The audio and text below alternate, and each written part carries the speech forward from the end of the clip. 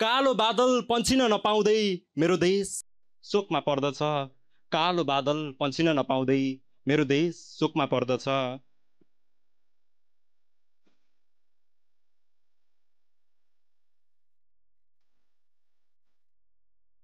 मेरो कविताको शीर्षक रहेको छ छर्रा। यो शीर्षकले चाहिँ अस्ति जेनजी आन्दोलनमा शहादत प्राप्त गर्नुभएका सम्पूर्ण जेनजीहरूलाई साथै विपिन जोशीलाई सम्बोधन गर्न खोजिरहेको छ। कृपया सुनिदिनुहोला। छर्रा। सम्झँदैछु त्यो टन्टलापुर घाम, भोको पेट, अधुरा सपना, नुइएका काँधहरू। आकाशमा कालो बादल मडारिँदै आउँछ, मल्याक मिलिक अनेक रूपसँगै आकाश गुन्जयमान हुन्छ। मल्याक मिलिक अनेक रूपसँगै आकाश गुन्जयमान हुन्छ। धरतीमा समाहित ती पाइला काप्न थाल्छन्, धरतीमा समाहित ती पाइला काप्न थाल्छन्। अनि एउटा छर्रा आमाको कोखमा झर्दछ, अर्को छर्रा बुबाको भोकमा झर्दछ।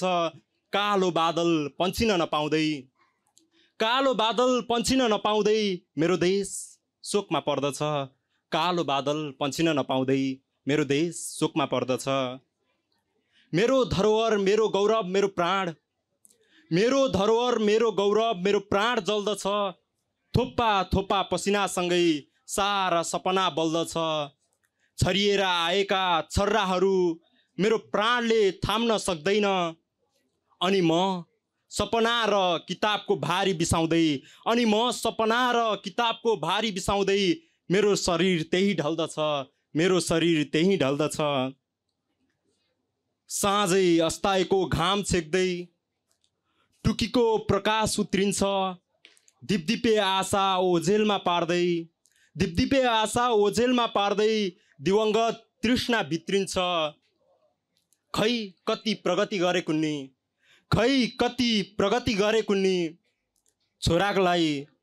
छोरालाई भाग नपुग्दै आमाको गाँस रितिन्छ।